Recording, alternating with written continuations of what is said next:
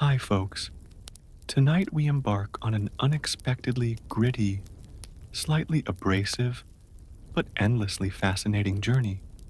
How ancient civilizations cleaned their teeth. Picture it. You're crouching by a crackling fire, somewhere on the vast plains of prehistoric Africa.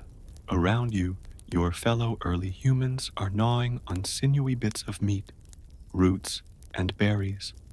Their teeth worn down not by modern sugars, but by sand and grit embedded in their food. You raise a twig, yes, a simple twig, to your mouth and scrape it along your teeth, instinctively mimicking what you've seen others do. Welcome to the dawn of dental care. Of course, you probably won't survive this. You're just as likely to be crushed by a mammoth, bitten by a snake, or suffer from a tooth abscess so bad that it becomes fatal. Prehistoric dental hygiene was a matter of survival, not vanity. So, before you get comfortable, take a moment to like the video and check if you're subscribed to the channel, because several viewers of the channel are complaining that YouTube is removing their subscriptions.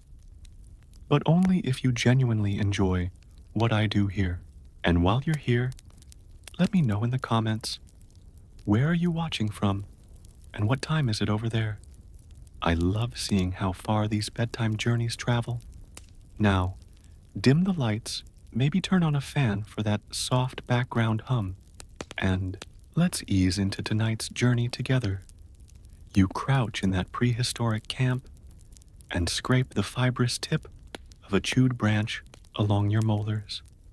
The taste is woody and a little bitter, but it works. The friction dislodges stubborn meat fibers and loosens those irritating bits of grit. Archaeologists have found evidence that early humans and hominins used tools like these for thousands of years, long before the invention of written language or even the wheel. Mainstream historians generally agree that the use of twigs, feathers, fish bones, and even porcupine quills to clean between the teeth predates agriculture itself. But, as with many things prehistoric, there's an ongoing scholarly debate about just how intentional these cleaning practices really were. Were these twigs purpose-built for dental hygiene, or just convenient tools picked up while sitting around after a meal? We may never know for sure. Still, what's clear is that early humans understood that leaving food stuck between teeth could lead to pain, infection, and eventually death. Without antibiotics or modern dentistry, an abscessed tooth wasn't just an annoyance, it was a death sentence. And so, scraping, picking, and even mild chewing became as instinctive as hunting and gathering. The sensory details of this ancient practice are hard to ignore. The rough scrape of bark against enamel, the earthy smell of the wood, the satisfying dislodgement of a particularly stubborn seed. You can almost feel the relief yourself as you pry a bit of bone fragment loose from between your teeth. Interestingly, some anthropologists argue that these primitive tools may have also played a role in social bonding. Imagine it, sitting by the fire, passing around the same well-chewed twig, demonstrating how to fray the fibers just right to get between molars. It's not quite the dental floss of today, but it did the job. And here's a quirky little tidbit for you. Some of the earliest evidence of these practices comes not from intact tools, but from microscopic wear patterns on fossilized teeth. Using advanced technology like scanning electron microscopes, scientists have detected tiny scratches and grooves consistent with the regular use of dental picks or scrapers.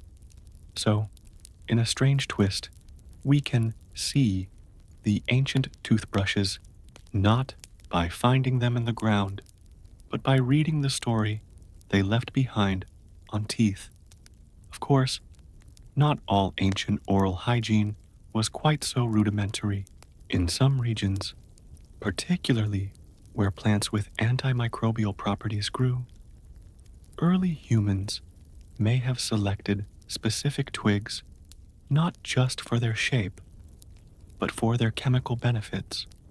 For example, the Salvadora persica tree, still used today in parts of Africa and the Middle East as the miswak or chewing stick, has natural antibacterial compounds that help prevent tooth decay and gum disease. Historians still argue whether prehistoric people had the botanical knowledge to consciously choose such species, or whether it was a happy accident that some plants worked better than others. Either way, nature provided the tools. Humans just had to figure out how to use them. As you sit there, scraping away, you might notice that your teeth are already heavily worn down from a lifetime of eating unprocessed foods.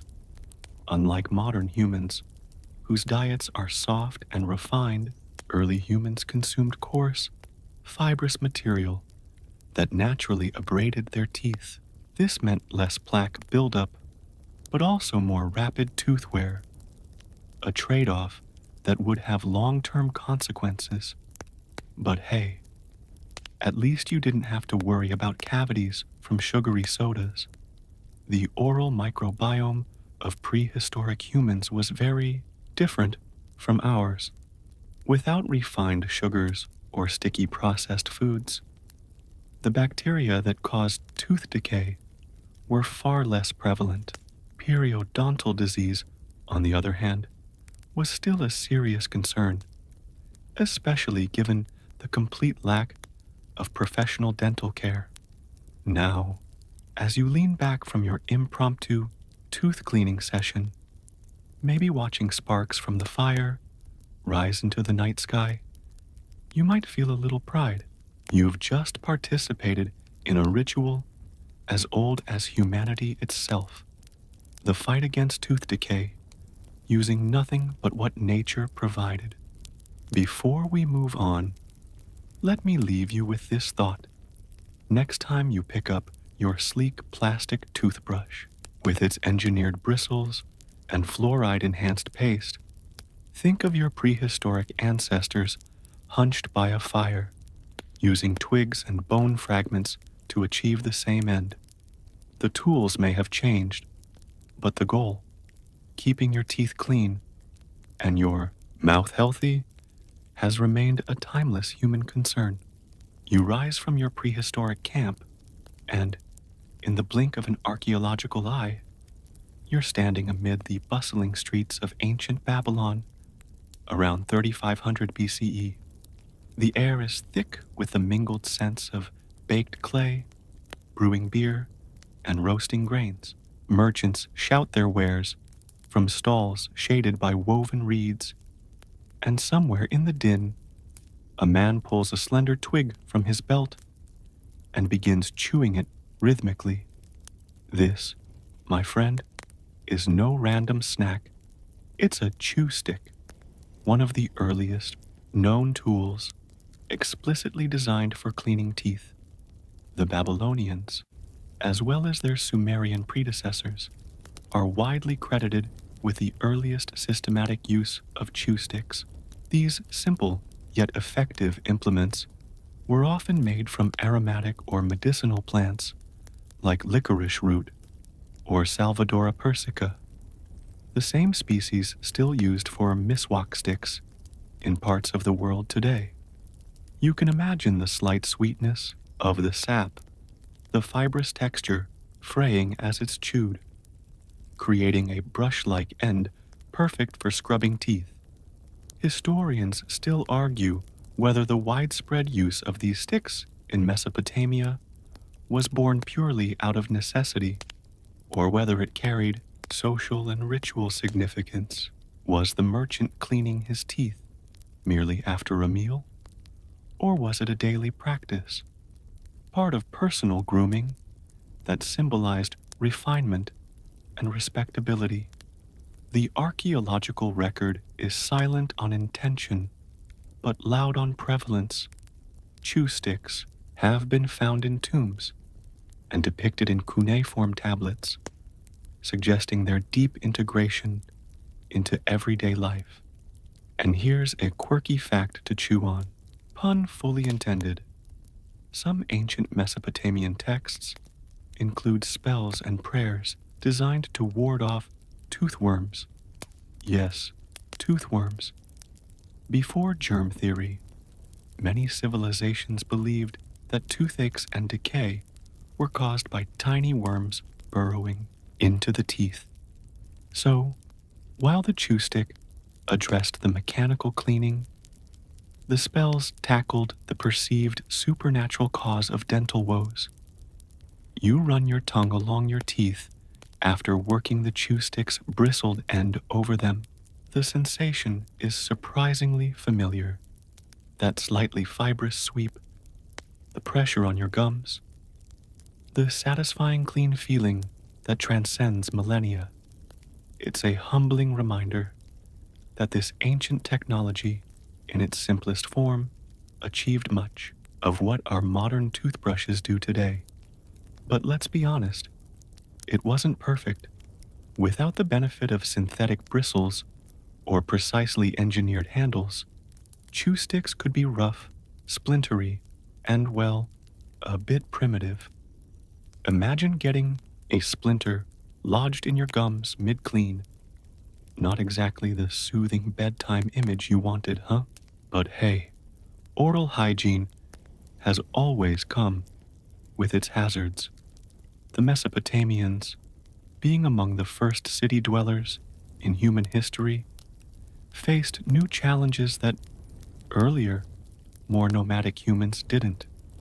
The concentration of people in tight quarters increased the spread of disease and probably made dental care even more necessary. After all, bad breath in a crowded marketplace? Not exactly great for business. Interestingly, archaeological digs in the ancient city of Ur have unearthed skulls with surprisingly healthy teeth, suggesting that these early dental practices were at least somewhat effective. Though the Babylonians didn't have fluoride or dentists with polished steel tools, their dedication to oral hygiene likely helped prevent rampant tooth decay. Yet, there's an open scholarly debate about how much these early practices actually contributed to dental health versus how much credit should go to their diet. Unlike us, the Babylonians didn't consume refined sugars or processed starches, the main culprits behind cavities in the modern world. Their diets were rich in grains, legumes, and beer. Yes, beer, but generally low in the kind of sticky sweetness that promotes plaque. Still, you can't help but appreciate their ingenuity. Without formal dental schools, or even a concept of germ theory, they identified that cleaning the teeth, rubbing away food debris, stimulating the gums, was beneficial. And they did it using materials readily at hand, in a form factor that modern science has only slightly improved upon. As you weave your way through the market, past pots of honey, sacks of barley, and rows of freshly caught fish, you see more people with chew sticks in their mouths. A baker working dough with one hand while chewing industriously. A priest pausing mid-prayer to scrape at his molars. A child mimicking their parents' actions with a stick of their own. In a world before toothpaste commercials and dentists' offices, this was how you kept your teeth clean. Now, imagine walking back to your mud brick home at the end of the day, tucking your chew stick behind your ear or sliding it into a woven pouch at your waist. Tomorrow, you'll chew it again, fray it anew, and continue this ancient, unbroken ritual of self-care. And next time you glance at your plastic toothbrush, resting in its holder, just remember, it all started here, in the cradle of civilization, with a simple stick and a universal human need. To keep your smile healthy, you leave the bustling streets of ancient Babylon behind. And now you're gliding down the emerald ribbon of the Nile, circa 1500 BCE. The sun beats mercilessly against the rippling waters, and towering papyrus plants fringe the banks as you drift toward the grand cities of ancient Egypt. The air smells of lotus blossoms and baked mud bricks. Here, in this land of monumental pyramids and intricate hieroglyphs, dental care is already a refined art, or at least a determined battle against the grit of daily life. You duck inside a cool, shaded home made of sun-dried bricks.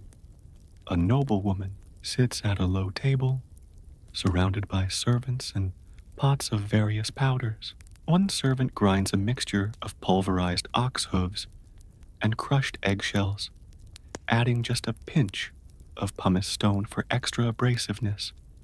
The result?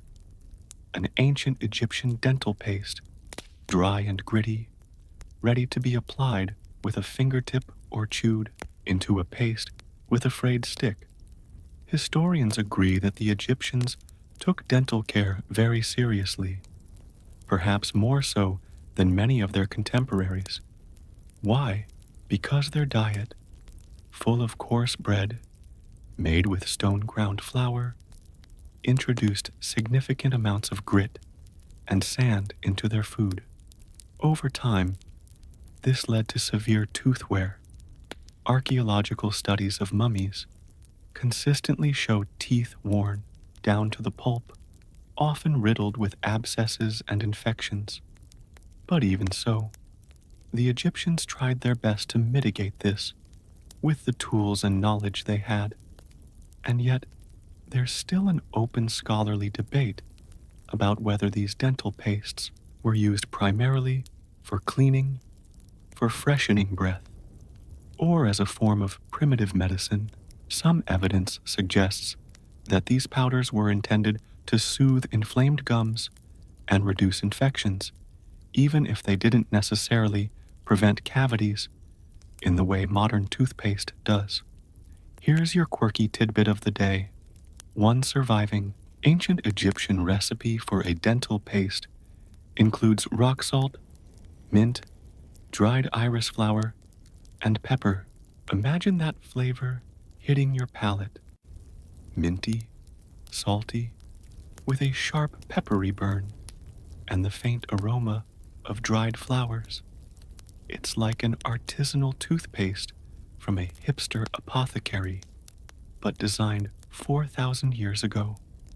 You swirl a fingerful of this mixture in your mouth, and the sand-like texture grates against your teeth. Effective, perhaps. Comfortable, not in the slightest. And it gets better, or worse, depending on your sensitivity level.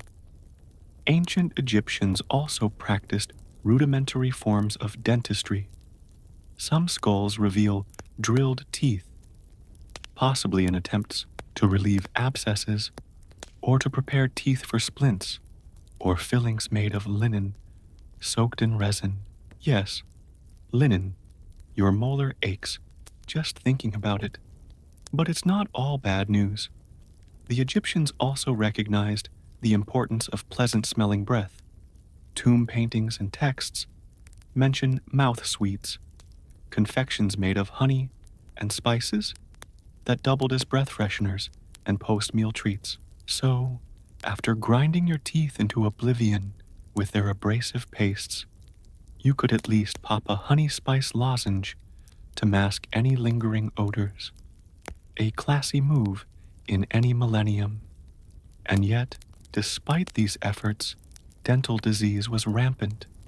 Even high-ranking individuals like Ramses II, whose mummified remains show severe dental abscesses, suffered from the consequences of a lifetime of grit-filled meals.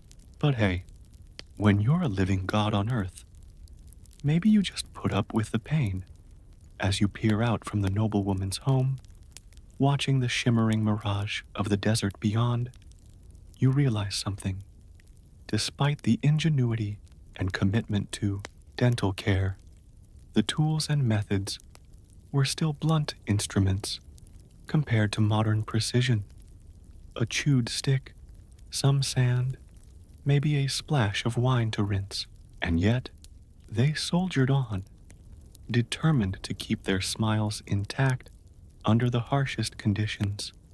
Historians still marvel at the Egyptians' obsession with hygiene, an obsession that extended beyond the mouth to the whole body, with daily washing, elaborate perfumes, and even specialized rooms for personal grooming. Dental care wasn't an afterthought. It was part of a broader cultural reverence for cleanliness, health, and appearance. You lean over the Nile's edge, splash some cool water in your mouth to rinse the gritty paste away, and marvel at how this ancient civilization managed to balance both monumental achievements, like the pyramids, and intimate, everyday practices, like brushing their teeth. The duality is astonishing. So next time you brush your teeth half asleep in the morning, muttering curses at your alarm clock, remember the ancient Egyptians. They didn't have electric toothbrushes or fluoride, but they had dedication, innovation, and the stubborn refusal to let their teeth surrender without a fight. You leave the dusty brilliance of ancient Egypt behind and find yourself striding through the marble colonnades of classical Greece, somewhere around the 5th century BCE. The sea breeze carries the faint scent of olives and fish, and in the bustling agora, philosophers debate, merchants barter, and of course, people tend to their personal grooming, including, surprisingly, their teeth. You stop by a humble apothecary stall, where an elderly woman is grinding a mixture of ash, crushed oyster shells, and pumice into a fine, grayish powder. She offers you a tooth cleaning kit, a small jar of this abrasive powder, and a cloth or stick to apply it. Welcome to the sophisticated world of ancient Greek dental hygiene, where oral care wasn't just practical, it was part of the philosophical ideal of maintaining a balanced and harmonious life. Historians generally agree that the Greeks advanced dental hygiene by emphasizing the use of abrasive powders to scrub teeth clean. They believed that maintaining physical health, including dental health, was integral to achieving personal excellence, arete, and pleasing the gods. After all, who would want to pray to Athena with rotting teeth and foul breath? But as with so many things in antiquity, there's an open scholarly debate about how widely these practices were adopted. Were abrasive powders and oral hygiene rituals common among all classes, or were they the province of the wealthier elite, those who could afford apothecaries and leisure time for self-care? Some argue that only the upper echelons of society engaged in such elaborate grooming, while others suggest that even the working classes had their own simpler folk remedies. Either way, the powders themselves were marvels of practical chemistry. The Greeks knew that substances like charcoal and oyster shell had abrasive properties, and they weren't shy about using them. You dip your finger into the powder, apply it to your teeth, and immediately feel the gritty sensation, far rougher than any modern toothpaste, but effective at scrubbing away food, particles, and stains. Here's a quirky tidbit. Some ancient Greek texts advise rubbing teeth with a mixture of honey and ashes. Yes, honey. Sticky, sweet honey on your teeth. The rationale? Honey was prized for its antiseptic properties, while the ash provided the necessary abrasiveness. Of course, modern dentists would probably cringe at the thought of smearing sugar all over your enamel. But hey, nobody had a floss back then. As you wander through the streets of Athens, you can't help but notice that many citizens carry small pouches containing their tooth powders. Some even chew on aromatic herbs like myrtle or anise to freshen their breath. Oral hygiene in this era is as much about aesthetics and social grace as it is about health. And yet, despite these efforts, archaeological evidence shows that dental issues were still common in ancient Greece. Worn enamel, periodontal disease, and tooth loss plagued even the most diligent tooth scrubbers. Part of the problem? Their diet. While not as sugary as modern diets, it did include coarse breads, dried fruits, and plenty of acidic wine, all of which took their toll on dental health. Historians still argue whether Greek physicians like Hippocrates prescribed specific dental treatments or whether they focused more broadly on systemic health. Some surviving texts hint at mouth rinses and tooth cleansing techniques, but the historical record is fragmentary at best. What we do know is that oral hygiene was linked, at least in part, to their broader philosophical outlook.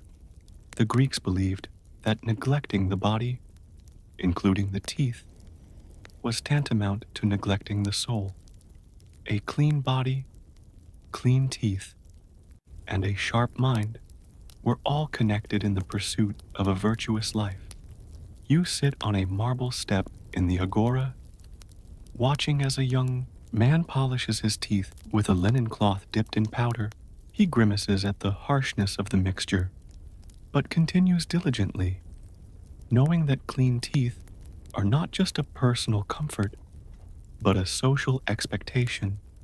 And perhaps most fascinating is how these ancient practices foreshadowed many elements of modern dental care: abrasives for cleaning, aromatic herbs for freshening breath, and the use of specialized tools for oral maintenance.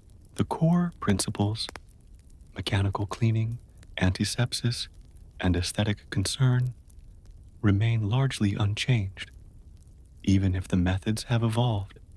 So, as you wipe the last gritty remnants of oyster shell powder from your mouth and gaze up at the Parthenon gleaming on the Acropolis, take a moment to appreciate the Greeks. They gave us democracy, philosophy, and the Olympics, but also, in their own humble way, they helped shape the very way you clean your teeth today.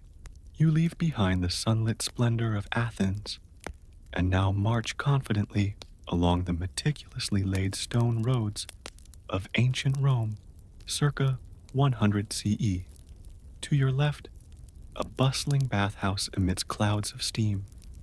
To your right, a vendor offers garum, fermented fish sauce, to passers-by with questionable dental hygiene. But not everyone here is ignoring their teeth.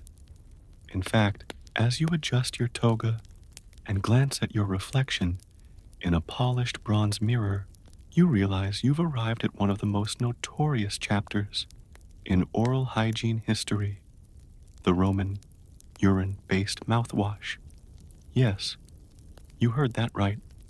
Among the Romans' many ingenious and occasionally questionable innovations, they firmly believed in the cleansing power of aged urine. You watch as a Roman citizen walks briskly into a fulanica, a laundromat/tooth cleaning station, and pays a small fee for a vial of stale human urine. He then proceeds to swish the yellow liquid around in his mouth with all the nonchalance of someone using peppermint mouthwash. Historians generally agree that the Romans used urine in oral hygiene due to its high ammonia content, which made it an effective cleaning and whitening agent. The practice was so widespread that even Roman poets like Catullus joked about the Spanish urine whitening their countrymen's teeth. And before you gag too much, remember, without knowledge of modern chemistry, this solution was actually pretty clever. Ammonia is, after all, a powerful cleaning agent, but there's an open scholarly debate about how widespread this practice actually was. Was it truly a regular part of Roman oral hygiene, or was it exaggerated in literary sources? For comedic effect, some historians argue that it was confined to certain classes or specific contexts, like laundries, where urine was also used to clean clothes.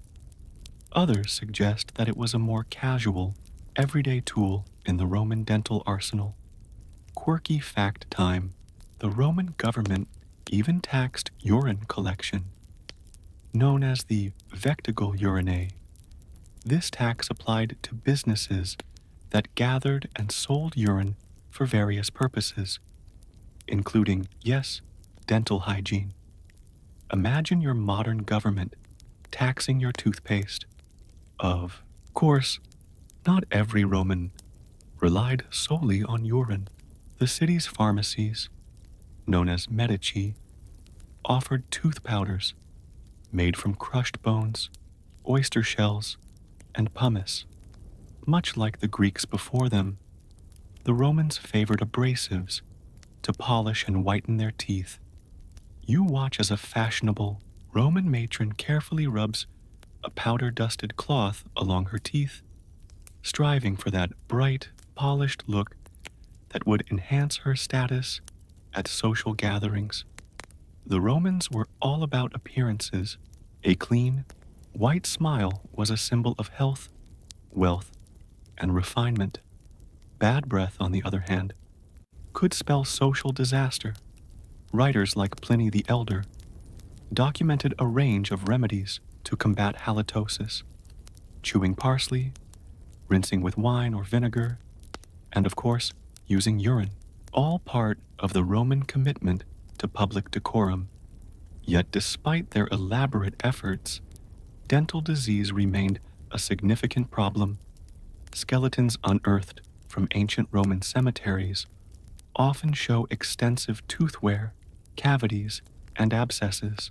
Their diet, rich in grains, fruits, and wine, contributed to this, as did the lack of fluoridated water or modern dental interventions. Historians still argue whether the Roman emphasis on dental aesthetics translated into genuine improvements in oral health.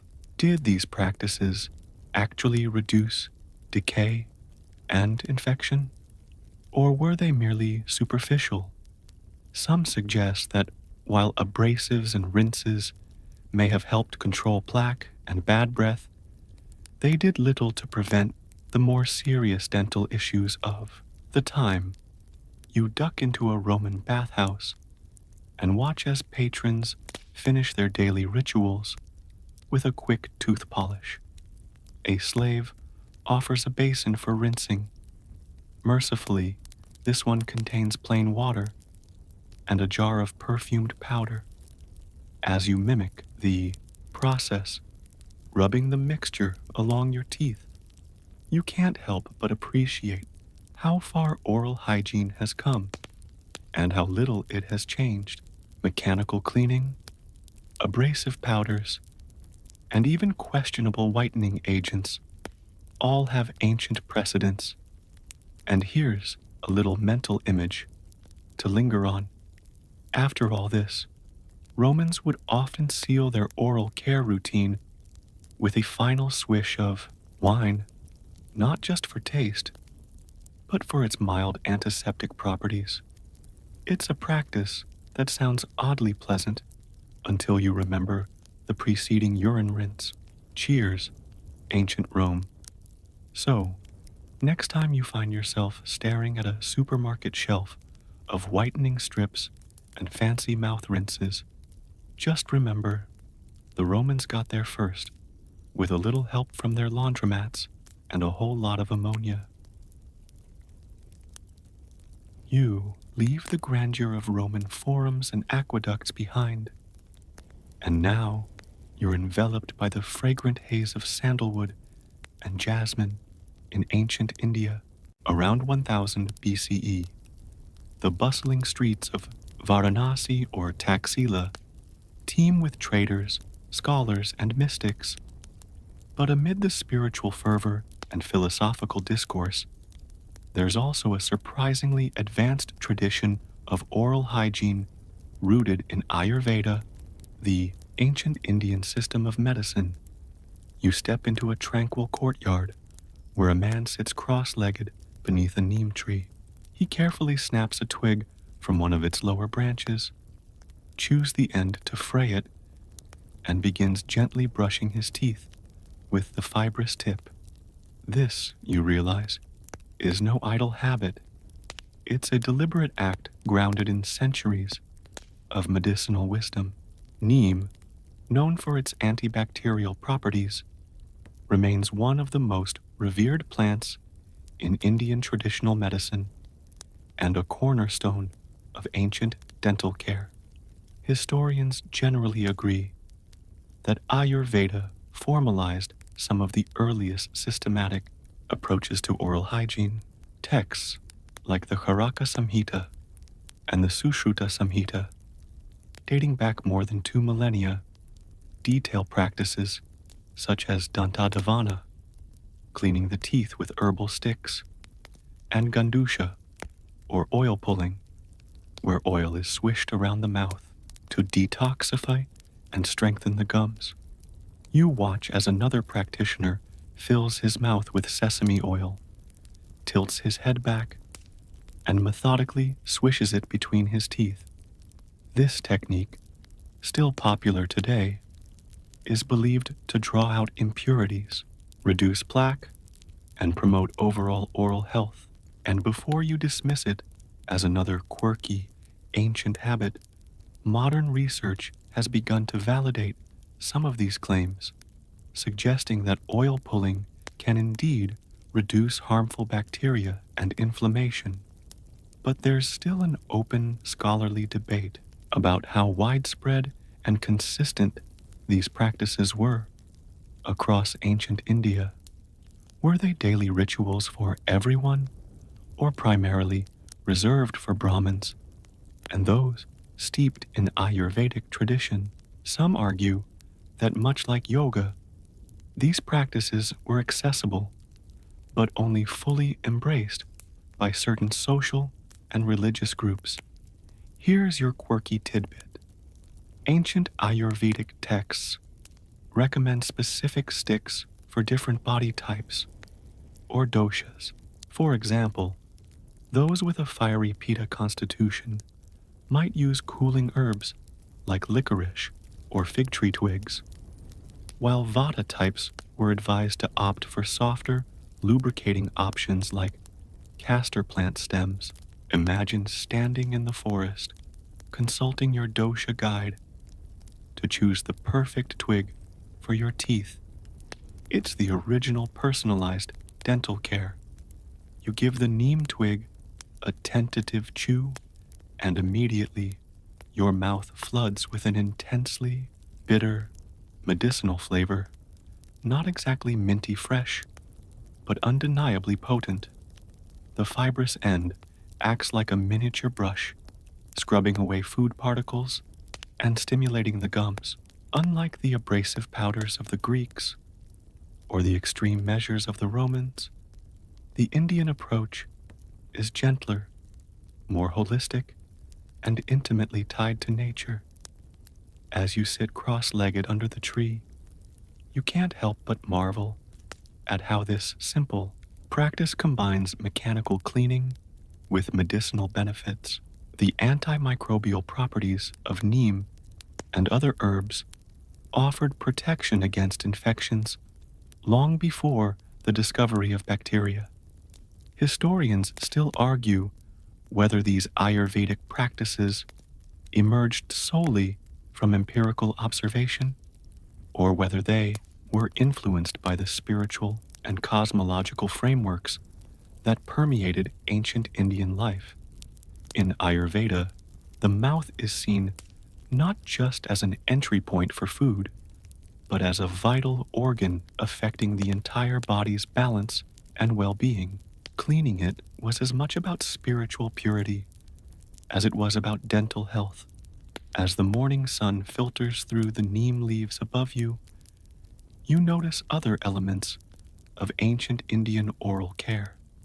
Powders made from dried ginger, salt, and black pepper, pastes of turmeric and rock salt, and even mouth rinses with herbal decoctions.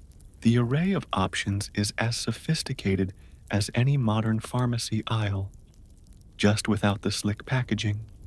And here's a final note.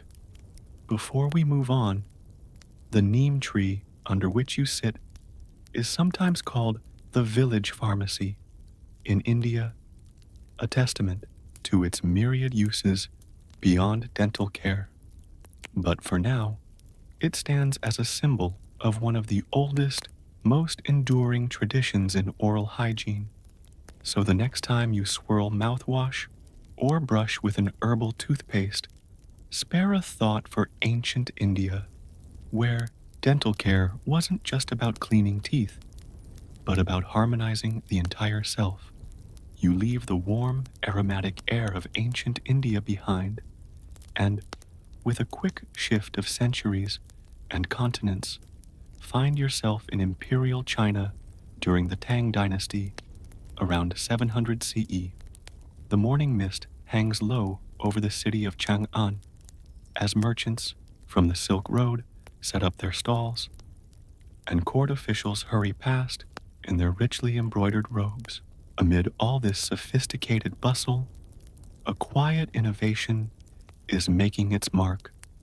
The birth of the bristle toothbrush.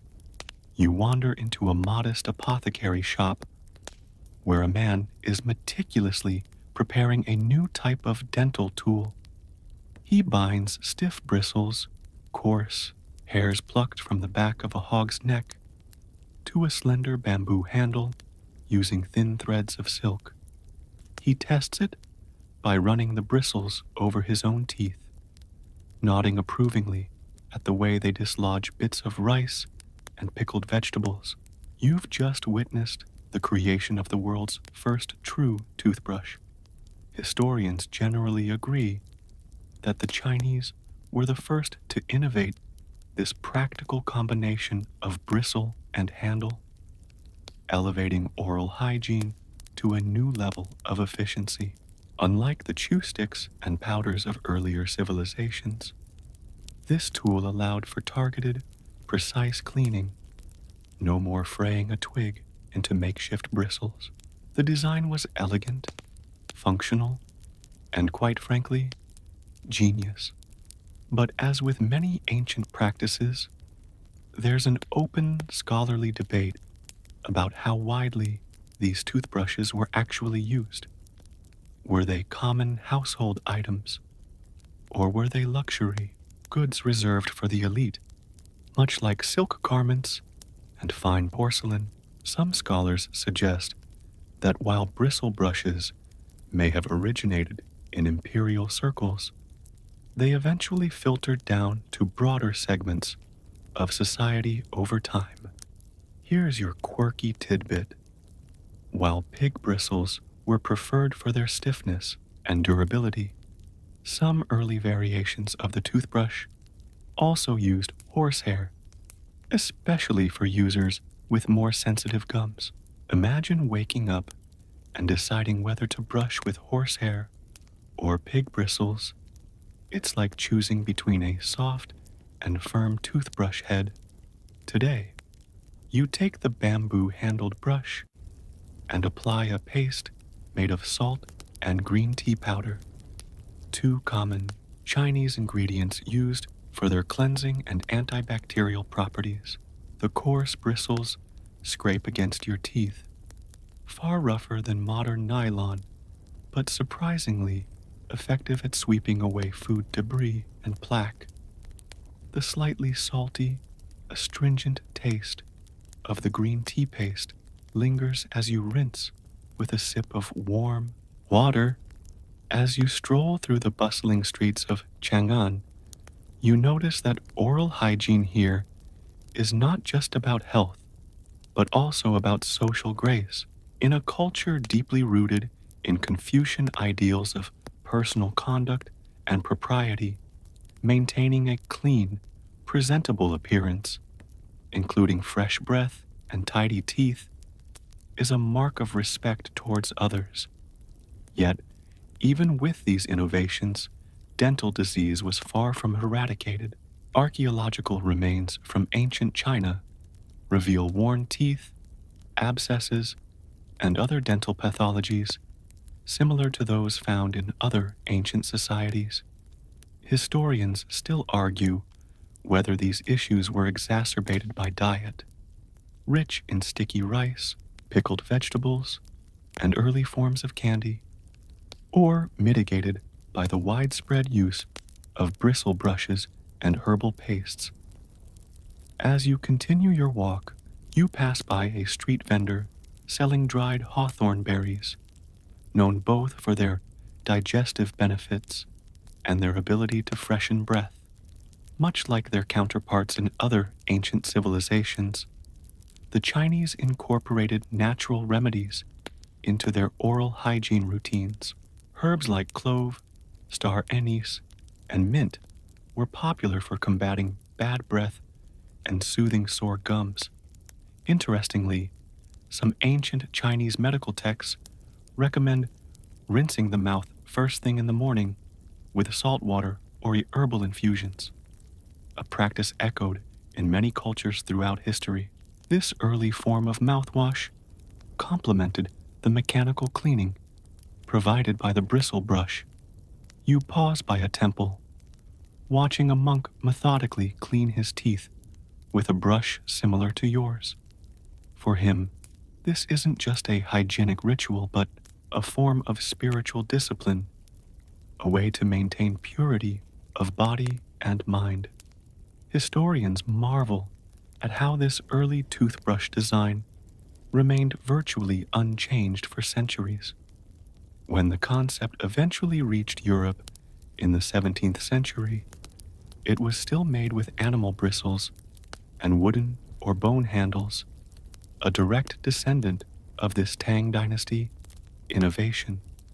So the next time you stand in your bathroom, gripping your ergonomically designed toothbrush with soft nylon bristles and a built-in tongue scraper, think back to ancient China, that simple yet transformative moment when someone, somewhere in Chang'an, decided to bind hog bristles to bamboo and changed dental care forever.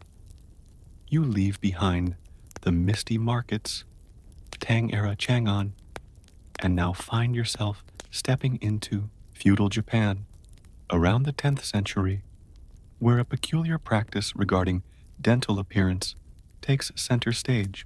The streets of Kyoto are narrow and winding, the air thick with the scent of incense wafting from Shinto shrines and Buddhist temples. As you pass by noble women in layers of intricate silk kimonos, you notice something immediately striking. Their teeth are completely black. Welcome to the world of ohaguro, the traditional Japanese practice of tooth blackening, a custom that not only had cultural and aesthetic significance, but also, quite surprisingly, dental health benefits.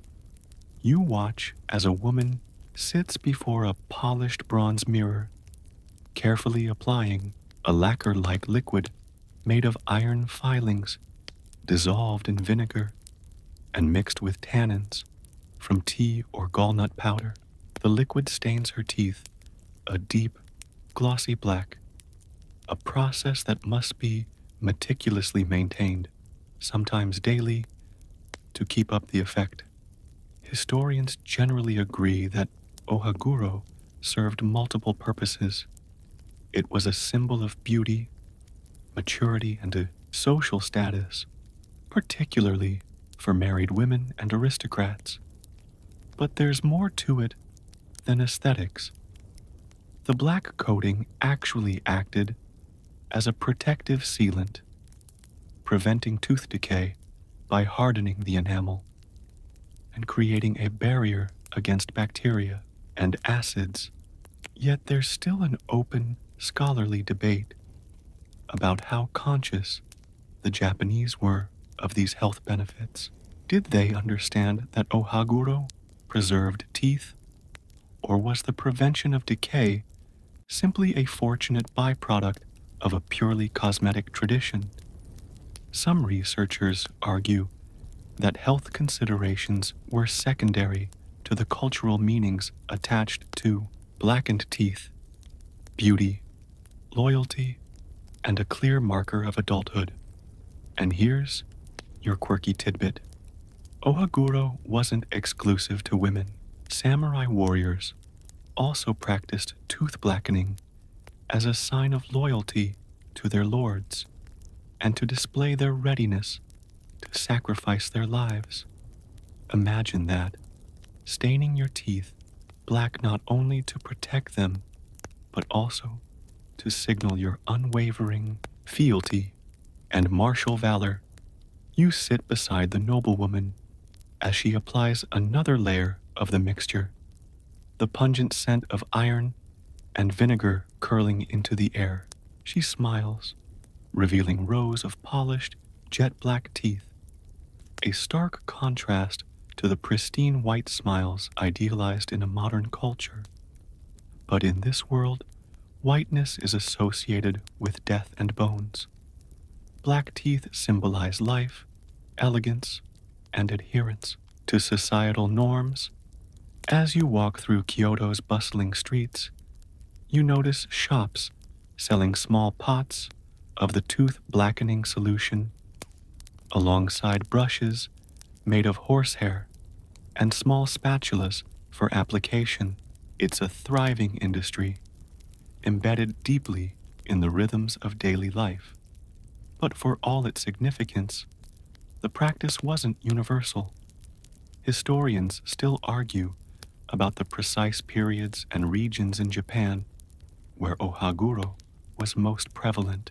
While it dominated courtly life during the Heian period, it waxed and waned in popularity over the centuries, influenced by shifts in political power, religious beliefs, and eventually Western contact.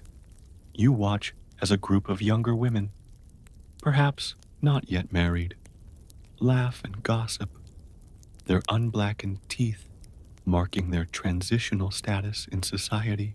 Meanwhile, an older merchant woman methodically reapplies her coating before returning to her stall, confident that her smile conforms to the expectations of her community. Interestingly, despite its deep roots in Japanese culture, ohaguro was officially banned in the Meiji era as part of Japan's modernization efforts in the late 19th century. Westerners viewed the practice as barbaric, and in an effort to align with European ideals, Japan shed many of its traditional customs, including this one, but you can't help but marvel at the ingenuity behind it. A practice that simultaneously conveyed beauty, social identity, and dental protection, a trifecta of form, function, and meaning rarely matched in the history of oral hygiene. As you stand on a wooden bridge, watching koi fish ripple beneath the surface of a serene pond, you reflect on how notions of dental beauty and care have varied so dramatically across cultures.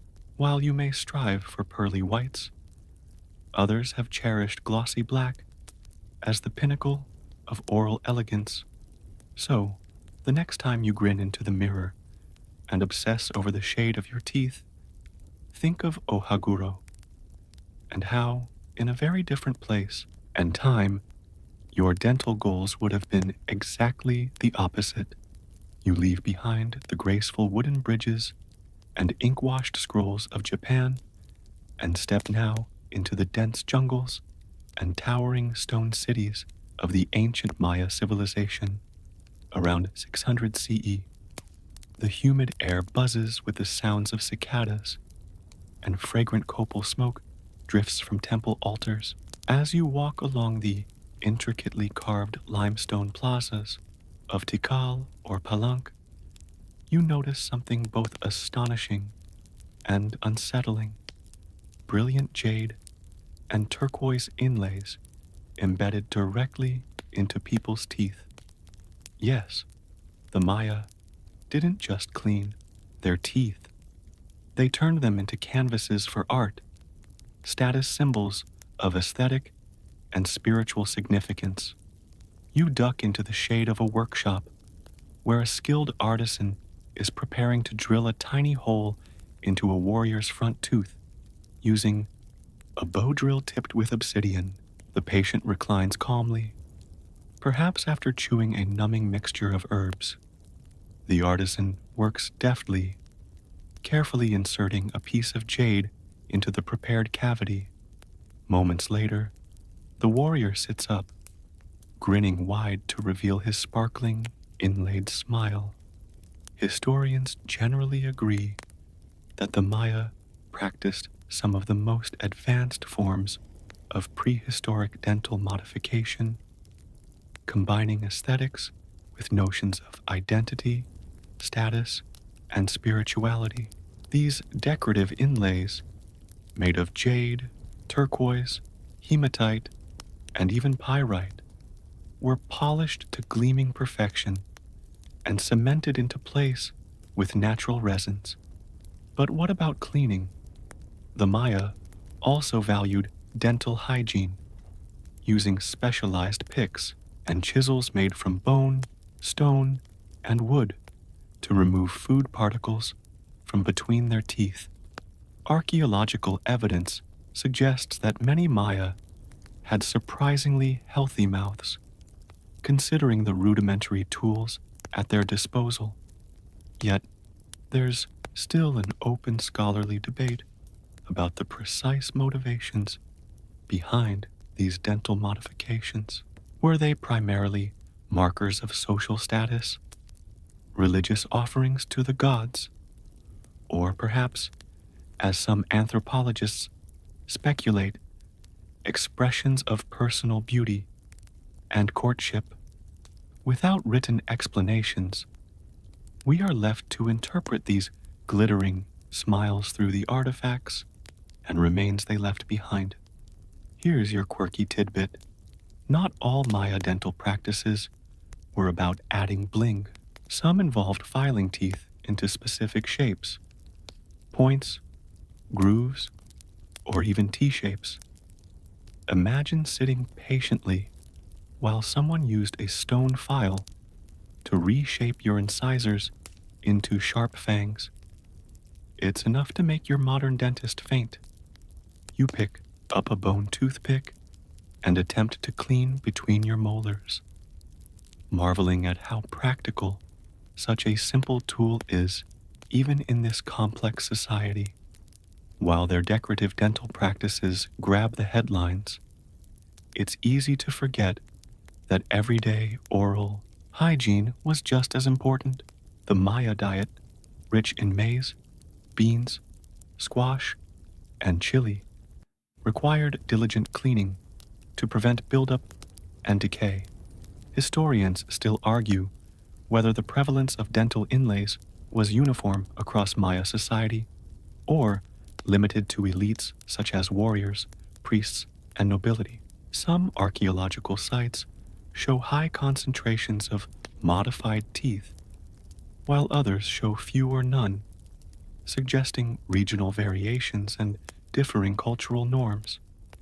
As you wander through the ceremonial center, passing murals depicting gods with jaguar teeth and rulers with gleaming smiles, you realize that here, dental care was woven seamlessly into identity, spirituality, and beauty.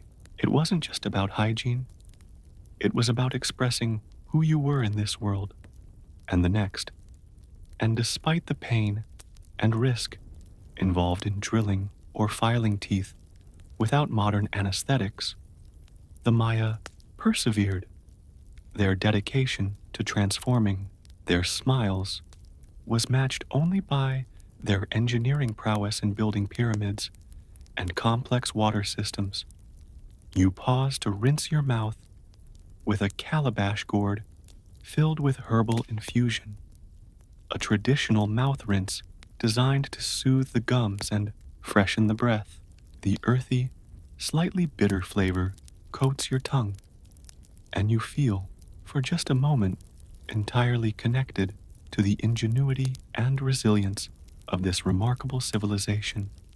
So, next time you schedule a painless cosmetic dental procedure, spare a thought for the Maya, who, centuries ago, endured obsidian drills and stone files, all in pursuit of the perfect, dazzling smile. You step away from the humid jungles of the Maya and now find yourself on the cold, rocky shores of Scandinavia around the 9th century. The salty wind stings your cheeks as longships dock at a bustling Viking settlement, their dragon-headed prows cutting through the gray waves. Amid the clang of blacksmiths and the distant roar of drinking halls, you notice something unexpected. A Norse warrior meticulously picking his teeth with a slender iron tool. Yes, welcome to the world of Viking oral hygiene. Rough, practical, and surprisingly attentive. Historians generally agree that Vikings were fastidious about personal grooming, especially for a society often stereotyped as brutish raiders. Archaeological finds from burial sites like Birka and York include finely crafted grooming kits, complete with combs, ear spoons, tweezers, and notably, toothpicks. These metal picks, often intricately decorated with Norse knotwork or animal motifs, were worn on belts or necklaces, ready for use after hearty meals of smoked fish, bread, and ale. But here's the thing. While Vikings clearly cared about grooming, there's an open scholarly debate about just how much attention they paid specifically to dental hygiene. Were toothpicks primarily aesthetic accessories or genuine tools for cleaning? Some scholars suggest that these picks were multifunctional, used for cleaning teeth, nails, and even small repairs on clothing or equipment. Either way, you take up a replica of one of these iron picks and deftly slide it between your teeth, feeling the precision of its narrow tip removing a stubborn bit of seal meat. The metallic taste mixes with the briny air, and you can't help but admire the practical design. Simple, effective, and built to last, just like the Vikings themselves. Here's your quirky tidbit. Despite their hygiene habits, Viking skeletons often show signs of severe dental wear, especially on the front teeth. Some researchers theorize that Vikings regularly used their teeth as tools, holding ropes, softening leather, or gripping objects during crafting and sailing. So, even with regular toothpicking, their teeth bore the marks of a life lived hard. As you walk through the settlement, you pass warriors sharpening swords, women weaving intricate textiles, and children chasing each other through muddy alleys.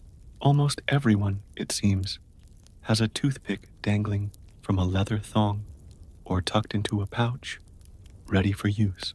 It's a standard part of Viking kit, alongside their knives and axes. Interestingly, there's also evidence that some Vikings practiced basic tooth filing, possibly for decorative or ritual purposes. A few Scandinavian skeletal remains show deliberate horizontal grooves filed into the front teeth, perhaps as a sign of warrior status or personal identity. Historians still argue about the purpose of this modification. Was it to intimidate enemies, signify group membership, or simply follow a prevailing fashion? You sit by a smoky hearth, chewing on a piece of dried fish, and then reaching for your iron pick to dislodge a tenacious scale stuck between your molars. The simplicity of the act connects you instantly to centuries of Norse tradition, the relentless pursuit of function and readiness, even in matters of dental hygiene. And while the Vikings didn't have toothbrushes or toothpaste, they did understand the importance of keeping their mouths clear of debris, especially in a world where a toothache could quickly become a life-threatening infection.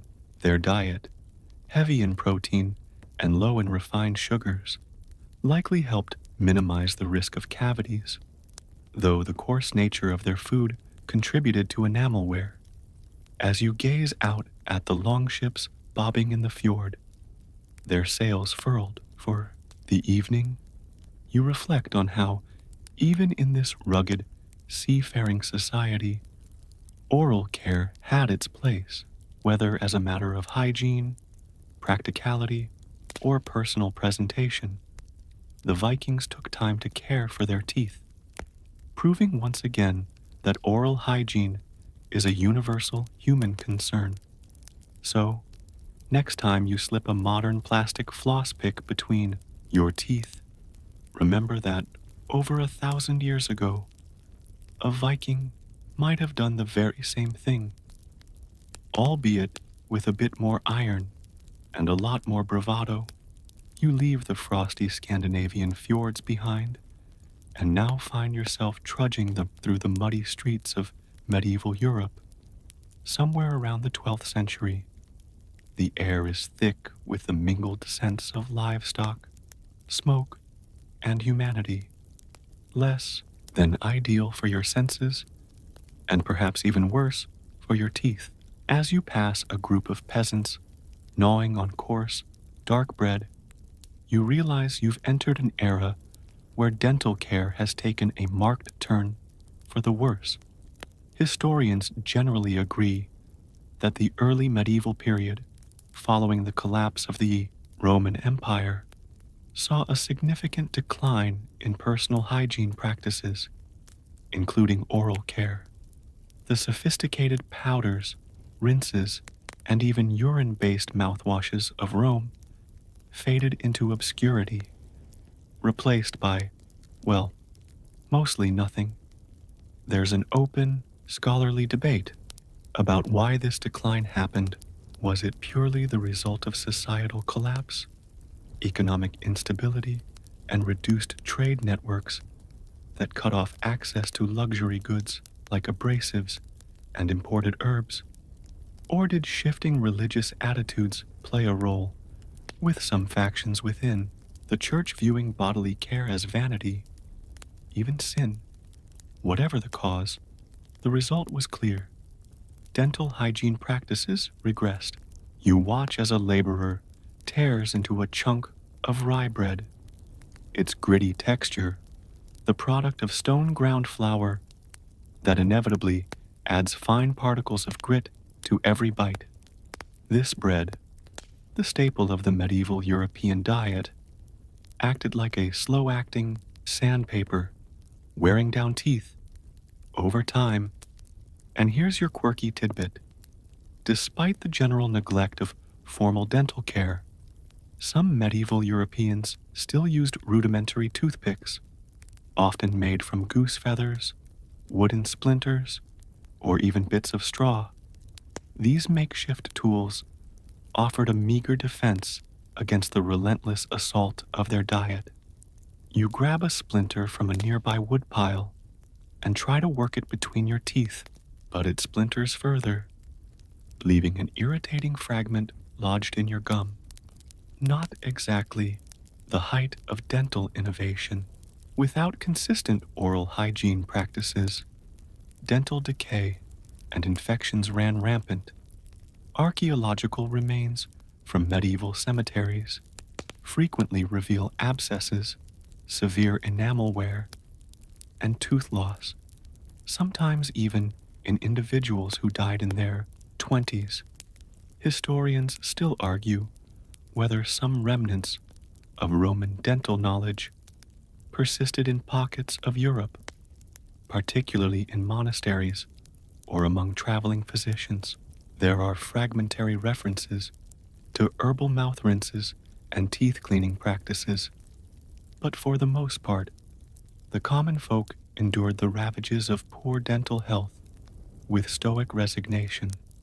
You make your way past a market stall where a woman sells herbal remedies, including a jar of powdered sage and salt that some might mix with water to freshen breath. But such practices are far from standardized. More often than not, medieval Europeans simply tolerated the bad breath and toothaches that came with their lot in life. And yet, amid the gloom, there are glimmers of ingenuity. In some towns, barbers doubled as dentists, performing crude extractions with iron tongs or forceps. You spot one such barber setting up shop in the corner of the market square, his tools laid out ominously on a wooden table. There's no anesthetic here, just brute strength and a strong stomach. You shudder and step back. The thought of undergoing a tooth extraction in such conditions is enough to make anyone brush their teeth religiously, if only the concept of daily brushing existed. But alas, in this era, oral hygiene is largely an afterthought, a victim of broader societal upheaval. And yet, historians note a fascinating contradiction. Despite the lack of formal dental care, some medieval populations show lower rates of cavities compared to modern societies. Why? Because their diets, while coarse and abrasive, lacked the refined sugars that fuel modern tooth decay. You sit on a rough-hewn bench, watching a procession of townsfolk pass by, most of them missing teeth, many with visible dental wear, and all seemingly resigned to their dental fate. It's a sobering reminder of how closely oral health is tied to broader social, economic, and technological contexts. So, next time you lazily skip brushing your teeth before bed, think of medieval Europe, where dental neglect wasn't a choice, but a consequence of an era adrift from its hygienic past and not yet anchored to its hygienic future. You leave behind the soot-covered streets and resigned grimaces of medieval townsfolk and find yourself stepping quietly into the cloistered serenity of a medieval monastery somewhere around the 13th century. The air here is cooler, tinged with the faint aroma of beeswax candles, freshly inked parchment, and the medicinal herbs cultivated in the monastery garden. Amid the rhythmic chanting of monks, another tradition persists quietly: the preservation of rudimentary dental knowledge. Historians generally agree that while much of Europe lost its systematic approach to dental care after the fall of Rome, monastic communities preserved fragments of medical and hygienic practices, including those related to oral health. Monks, dedicated to scholarship and copying ancient texts, safeguarded Greco-Roman medical treatises, including occasional references to dental care. You step into the infirmary, where a monk in a simple woolen habit gently prepares a rinse of sage, vinegar, and salt, a recipe copied meticulously from a dusty Latin manuscript. He offers it to a fellow brother suffering from swollen, infected gums. The brother winces as he swishes the astringent liquid, but afterward manages a faint, grateful smile.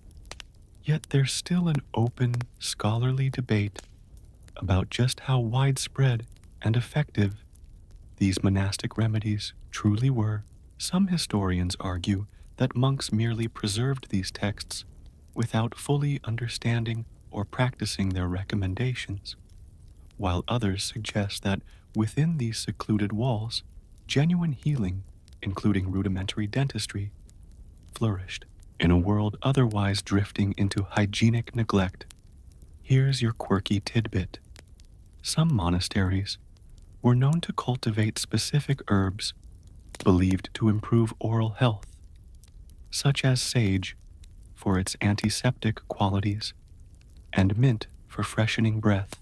You stroll through one such garden now, marveling at the rows of rosemary, lavender, and wormwood, all labeled neatly on little wooden placards, tended with care by monks who understood their medicinal potential. You pluck a sprig of sage and chew it thoughtfully, feeling its peppery bite cleanse your palate.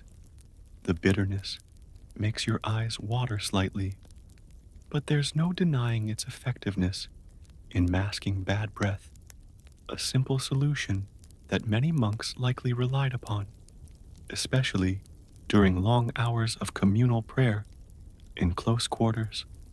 As you continue exploring the monastery, you notice an ancient medical text open on a lectern.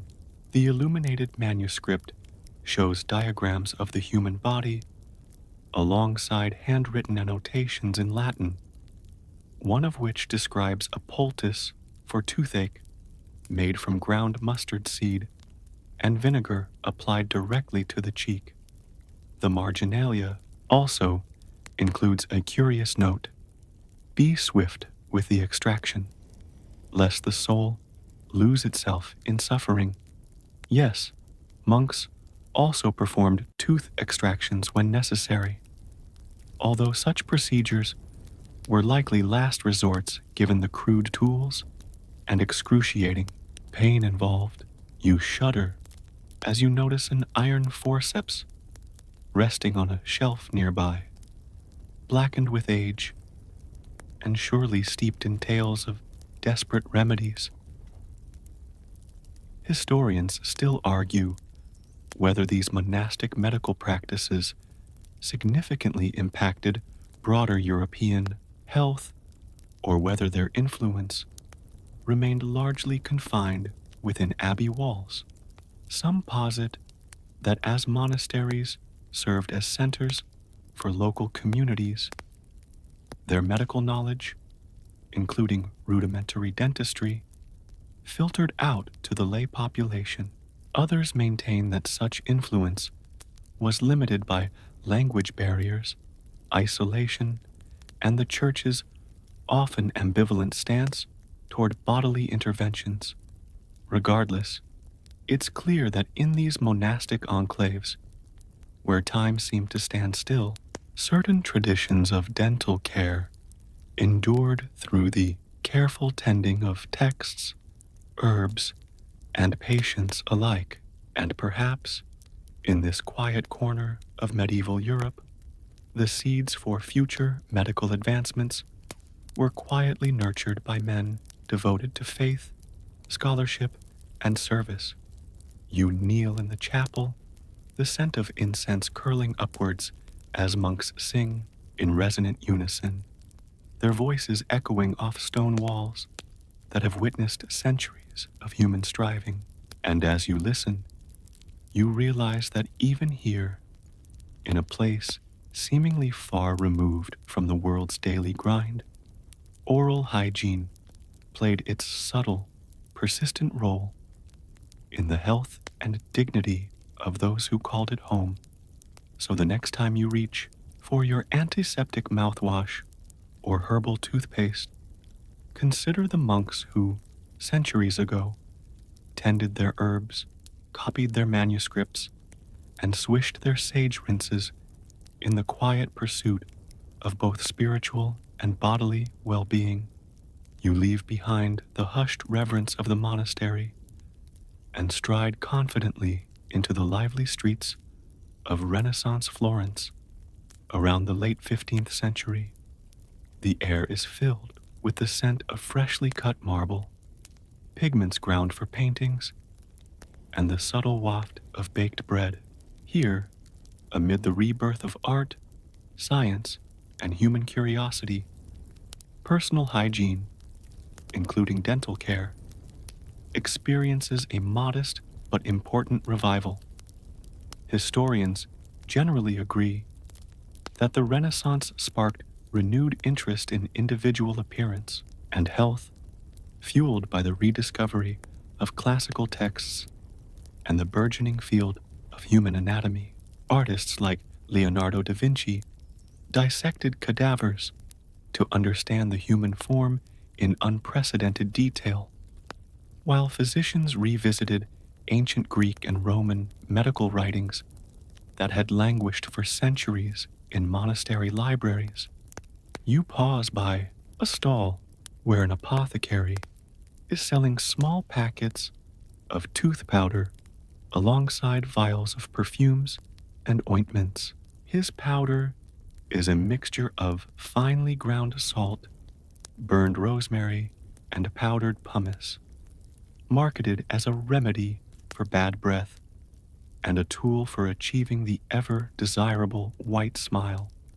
But there's an open scholarly debate about just how much of this Renaissance interest in health translated to actual improvements in dental care. Some argue that while intellectual curiosity flourished, practical dental hygiene remained inconsistent and was often limited to the upper classes who could afford such luxuries. Others maintain that the spread of printed books and the rise of a literate merchant class disseminated hygienic practices more widely than ever before. Here's your quirky tidbit. During this period, some Europeans began to believe that brushing too vigorously could damage the gums and even lead to premature tooth loss. As a result, many advocated for gentle wiping of the teeth with soft cloths dipped in wine or vinegar, rather than the abrasive scrubbing popular in earlier times. So here you are, in a Renaissance apothecary, being offered a fine linen cloth delicately scented with lavender oil to wipe your teeth in the most refined manner possible. You give it a try, and though the cloth feels pleasant against your teeth, the combination of vinegar and salt stings slightly, reminding you that early dental care was often an exercise in tolerating discomfort for the sake of appearances. Walking through the crowded streets, you notice that wealthier citizens, clad in sumptuous velvet and brocade, carry small, ornately carved toothpicks made of ivory or silver. These are as much status symbols as they are practical tools, often tucked into the belt or carried on a chain, ready to be brandished discreetly after a particularly indulgent meal of roasted meats and spiced fruits. And yet, despite these advancements, dental disease remained widespread. The increased consumption of sugar, thanks to trade routes connecting Europe with Asia and the New World, began to introduce new and insidious challenges to dental health. Confections made of candied fruits and sweetened pastries gained popularity among the wealthy, accelerating tooth decay and gum disease. Historians still argue whether the Renaissance represents a true turning point in the history of dental care, or whether it was merely a prelude to the more systematic approaches that would emerge in later centuries with the advent of professional dentistry.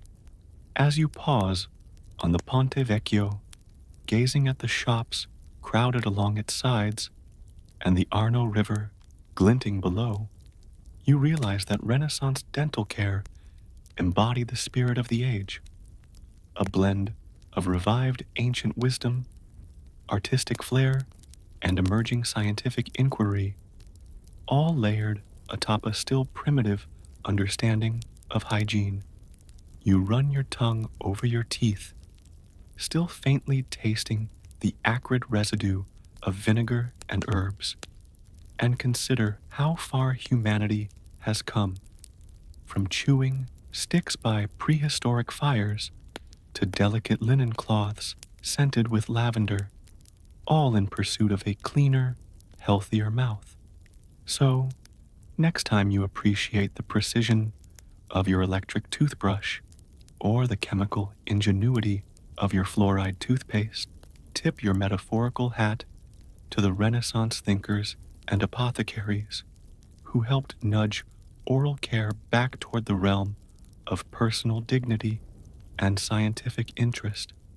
You step away from the sunlit bridges and grand piazzas of Renaissance Italy and now find yourself navigating the cramped, timber-framed streets of 17th century London. The air is thick with coal smoke, the raucous calls of street vendors, and the ever-present scent of human life lived in close quarters. Here, amid a city on the brink of modernity, a new commodity has taken root in oral care, the commercial tooth powder. You duck into a bustling apothecary shop, its wooden shelves groaning under the weight of glass bottles, ceramic jars, and paper-wrapped packets. Behind the counter, the apothecary proudly displays his latest product, a finely milled tooth powder made from brick dust, burnt bread, and sometimes, disturbingly, crushed cuttlefish bone. He assures you that it will whiten your teeth and freshen your breath. Historians generally agree that the 17th century saw a significant rise in the commercialization of personal hygiene products, including tooth powders, no longer strictly the domain of aristocrats and physicians. Dental care now entered the marketplace, available to anyone with the means and inclination to partake. But there's an open, scholarly debate about the health effects of these early commercial powders. Some historians suggest that the abrasive nature of brick dust and burnt bread may have done more harm than good, stripping enamel and exacerbating dental sensitivity. Others argue that, despite their abrasiveness, such powders provided a crucial step forward in encouraging regular oral hygiene practices among the growing middle class. Here's your quirky tidbit. One particularly popular recipe from the period involved mixing burnt rosemary and powdered salt with ground oyster shells. This blend was believed to both cleanse and strengthen the teeth. Imagine standing before your mirror, likely a polished piece of metal, carefully rubbing this gritty concoction along your teeth with a scrap of cloth or, if you're especially fashionable, a swan's feather quill. You give it a try, applying the powder with a small linen rag, and immediately feel the harsh, sandy texture grinding against your enamel. Effective? Perhaps. Pleasant? Decidedly not. But in an age before synthetic abrasives and gentle foaming agents, it's about the best you can get. As you wander through the city, you notice tooth powder advertisements posted alongside broadsheets and theatrical notices. Some boast of miraculous whitening effects. Others claim to cure halitosis or strengthen gums. Entrepreneurs seize upon the growing obsession with personal appearance, catering to a population increasingly aware of and anxious about their social presentation. And yet, amid this commercial boom, dental disease remains rampant. The widespread consumption of sugar, now imported from Caribbean plantations, has become a status symbol, but it also wreaks havoc on teeth. You pass a confectioner's shop, its windows filled with marzipan sculptures and sugar loaves, and wonder how many of its eager customers will soon be visiting the local barber surgeon for an emergency tooth extraction. Historians still argue whether the growing availability of tooth powders during this period effectively mitigated the rise of sugar-induced dental problems. Some point to a proliferation of dental pamphlets and self-help guides as evidence that oral care awareness was spreading, while others note that these efforts were often superficial, driven more by vanity than by a deep understanding of dental health. You find yourself standing near the Thames, watching ships unload goods from across the globe, spices, silks, and yes, sacks of sugar, the same global trade networks that fuel London's prosperity also shape its dental challenges, intertwining commerce, culture, and health in complex ways. Interestingly, some individuals begin to seek professional dental services, not just for extractions, but for cleaning. Traveling tooth drawers offer their services in market squares, some with rudimentary scraping tools to remove tartar buildup. Though many lack any formal training, you shiver slightly at the thought of trusting your teeth to such a practitioner and clutch your packet of tooth powder a bit tighter. Better to rely on your own hand and the abrasive mixture than risk the pain and potential infection of an amateur's intervention. So, next time you open a neatly designed tube of mint-flavored toothpaste, consider the 17th century Londoner standing by candlelight, vigorously scrubbing his teeth with burnt bread and brick dust, all in the hope of achieving that elusive, socially prized white smile. You leave behind the foggy alleys of London and now sail across the Atlantic to the rugged, unforgiving landscapes of colonial America around the early 18th century. The scent of pine and wood smoke fills the air as settlers labor to carve out a life amid dense forests and rocky soil. Amid the challenges of survival, dental care is often a secondary concern, but it is not entirely neglected. Historians generally agree that early American settlers inherited their dental practices from European traditions. Abrasive tooth powders, herbal rinses, and toothpicks fashioned from wood or bone.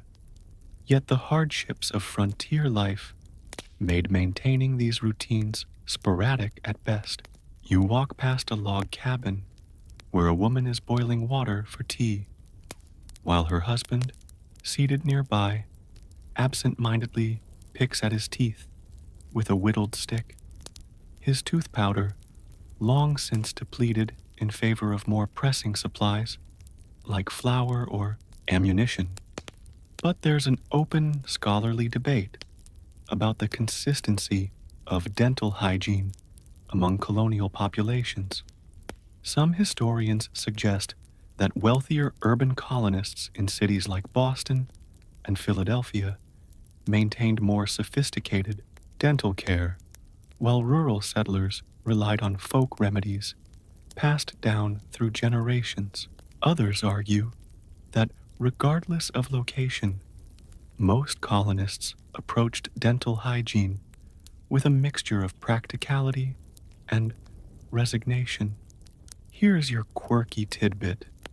Some colonial Americans believed that rubbing one's teeth and gums with powdered tobacco, yes, tobacco, could prevent toothaches and freshen breath. You watch as a trapper, his teeth stained a deep brown, pulls out a small pouch of finely ground snuff and applies it vigorously to his molars. The sharp, bitter taste makes you wince just watching, but he seems content enough, at least for now. You venture into a colonial apothecary where jars of sage, salt, and powdered charcoal line the shelves. The apothecary offers you a simple tooth powder recipe, a blend of burnt bread, salt, and sage, ground into a fine dust and applied with a finger or cloth. You test it, rubbing the gritty mixture along your teeth. It's harsh and unrefined, but oddly reassuring, a tangible connection to the familiar European practices left behind across the ocean. As you walk along a dirt road, passing farms and newly erected churches, you notice that many settlers suffer from visibly poor dental health. Tooth loss is common, and toothaches are an unfortunate fact of life. Without professional dentists, who are scarce and often itinerant, most people turn to the local blacksmith or barber for tooth extractions, often performed without anesthesia and with tools designed for horses rather than humans. You pause by a blacksmith's forge where a man demonstrates the crude extraction technique, a pair of iron tongs clamped around a decayed molar, a quick, brutal yank, and a grimace of triumph from both patient and practitioner. The risks of infection and permanent damage are high, but in the absence of alternatives, such methods persist. Historians still argue about the level of dental care sophistication among different colonial communities. Some posit that religious groups like the Shakers and Quakers emphasized personal cleanliness, including oral hygiene, while others believe that survival concerns consistently overrode such practices across most settlements. Interestingly, as colonial trade expands, so too does access to imported goods, including more refined tooth powders and even early toothbrushes from Europe. You notice a merchant unloading crates from a ship in a bustling port, among them small wooden-handled brushes with coarse animal hair bristles, an early glimpse of the toothbrush's transatlantic journey. Yet for most colonists, oral hygiene remains rooted in practicality, using what's at hand when time and resources permit. A twig, a pinch of salt, a good rinse with cold water from the well. Simple tools for a simple goal, keeping toothaches at bay long enough to get through the day. You sit on the porch of a log cabin, watching the sun set over a rugged, forested horizon, and reflect on the resilience and ingenuity of these early Americans. Their dental practices, like much of their lives, blend old world traditions with new world adaptations, all in the relentless pursuit of survival. So, the next time you brush your teeth in the comfort of modern convenience, think of the colonial settler, stooped over a wash basin, scrubbing away with a handful of burnt bread and sage, facing the wilderness with grit and perhaps a few missing teeth. You leave behind the rugged, hard-scrabble settlements of colonial America and step directly into the roaring heart of the 19th century Industrial Revolution. The air is thick with coal dust and progress, the relentless clanking of machinery echoing through rapidly expanding cities like Manchester, New York, and Berlin. Here, amid the fog of steam engines and the rising fortunes of factory owners, oral hygiene undergoes one of its most significant transformations: the mass production of toothbrushes. Historians generally agree that the Industrial Revolution marked a pivotal shift in dental care, transitioning it from a largely personal, improvised practice into a standardized, widely accessible routine. Factories, newly capable of mass-producing goods at unprecedented scales, began churning out toothbrushes made from bone handles and natural bristles, most often stiff hog or boar hair. You enter one such factory now, marveling at the orderly rows of workers, many of them women and children, deftly inserting bristles into pre-drilled holes in smooth bleached bone handles. These toothbrushes are bundled and crated, ready for shipment to pharmacies and general stores across the continent. For the first time, an ordinary worker can purchase a toothbrush, no longer relegating oral care to the wealthy elite. But there's still an open, scholarly debate about how quickly and widely these mass-produced toothbrushes were adopted. Some historians argue that despite their availability, many working-class families continued relying on traditional methods like cloths, toothpicks, and powders due to cost, habit, or skepticism about new products. Others suggest that advertising and public health campaigns gradually popularized the toothbrush, turning it into a household essential. Here's your quirky tidbit. One of the first companies to successfully mass-produce toothbrushes was founded by William Addis in England, who, legend has it, developed the idea while in prison, allegedly after observing fellow inmates cleaning their teeth with rags and soot. Addis fashioned a crude prototype using a bone saved from a meal and bristles pilfered from a street sweeper's brush. Upon release, he turned this invention into a thriving business, establishing a model for modern toothbrush manufacturing. You walk into a Victorian-era chemist's shop where rows of bone-handled brushes are displayed alongside an array of tooth powders in elegant ceramic jars. Popular formulas include mixtures of chalk, charcoal, and even brick dust, though more refined versions now boast mint oils for flavoring and bicarbonate of soda for a milder clean. You try one of these new brushes, dipping it into a minty tooth powder and running the stiff bristles across your teeth.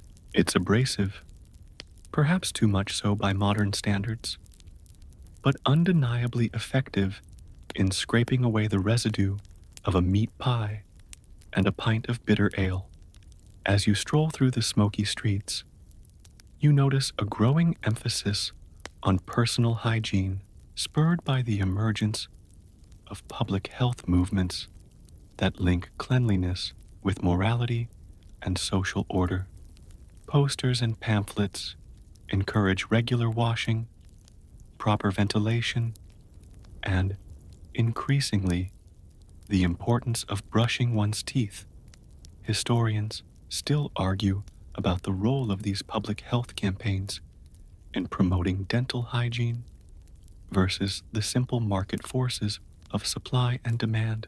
Did people brush more because they understood the health benefits, or because toothbrushes became affordable commodities marketed aggressively to an emerging consumer class? Meanwhile, the dental profession itself is evolving. Dentists are no longer itinerant tooth pullers or barber surgeons, but are becoming recognized as specialized medical practitioners.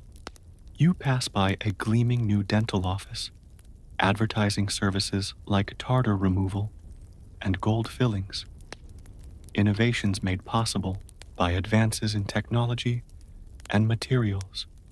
And yet, even amid these strides, dental disease remains prevalent. The widespread availability of cheap, refined sugar accelerates the problem, leading to a surge in cavities and gum disease, particularly among children and factory workers who rely on quick, calorie-dense snacks to fuel long shifts. You watch as a mother shepherds her children through the crowded street, handing each a small toothbrush wrapped in paper, perhaps a recent purchase from the chemist, a sign of changing times. The children giggle, treating the brushes more like toys than tools. But the message is clear. A new era of oral hygiene is dawning. So, the next time you brush your teeth in your brightly lit bathroom, consider the factory workers of the Industrial Revolution assembling those first mass-produced brushes by hand, ushering in a world where clean teeth would no longer be a privilege of the few, but a routine expectation for all. You leave behind the smoke-choked streets of the Industrial Revolution, and now find yourself in the bustling, electrified cities of the early 20th century. The world is modernizing at a breakneck pace. Automobiles rattle along cobblestone roads, radios crackle with distant voices, and in the realm of dental care, a familiar yet ancient ally resurfaces: charcoal. Historians generally agree that the use of charcoal for cleaning teeth has a long and varied history, spanning continents and millennia.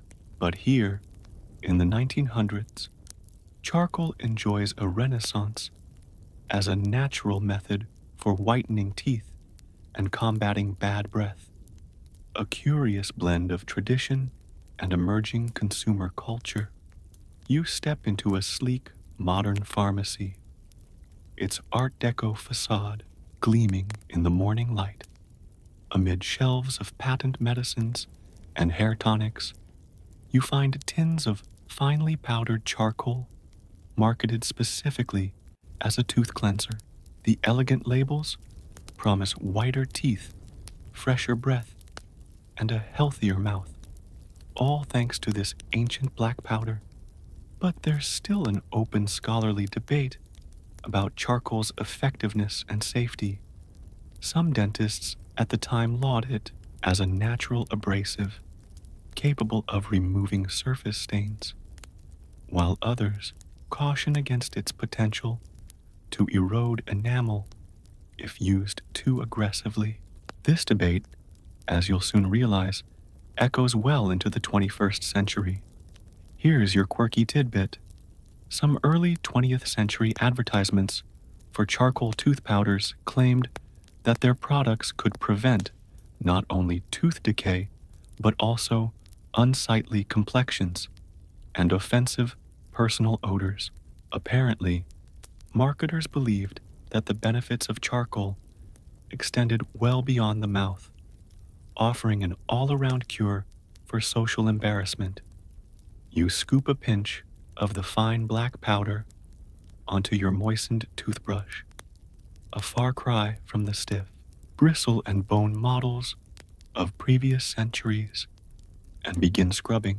Instantly, your mouth fills with the gritty texture and the peculiar, earthy taste of carbonized wood. You grin at your reflection in a polished mirror, noting how your teeth and gums are now stained a temporary, theatrical black, a sight both alarming and oddly satisfying. As you wander through the streets, past Model T Fords and bustling department stores, you notice how oral hygiene is increasingly framed not just as a medical concern, but as a vital aspect of social decorum.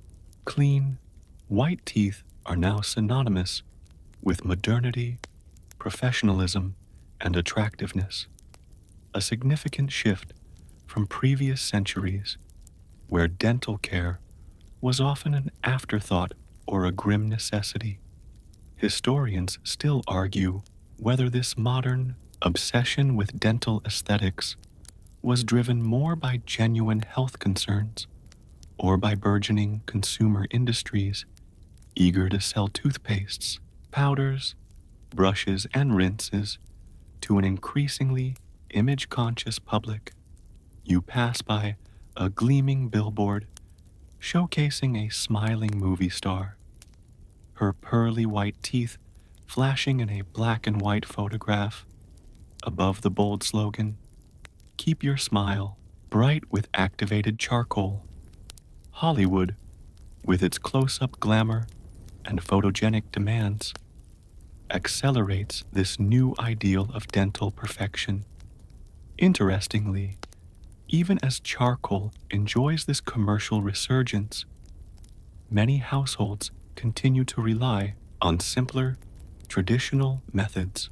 In rural areas, families still use baking soda or salt mixed with water, while some cling to time-tested folk remedies passed down through generations. You visit a family farm where the grandmother shows you her homemade tooth powder, a blend of dried mint leaves, ground sage, and yes, a dash of charcoal for its cleansing properties. She applies it to her brush with practiced ease, living proof that oral hygiene, like much of life, is a dance between the old and the new.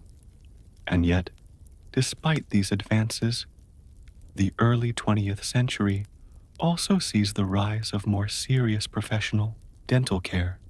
Fluoride research is underway, antiseptics are improving, and standardized toothbrush designs are becoming ubiquitous. You step into a dentist's office with gleaming white tiles and bright electric lighting, where the latest in dental technology coexists with time-honored practices like charcoal brushing.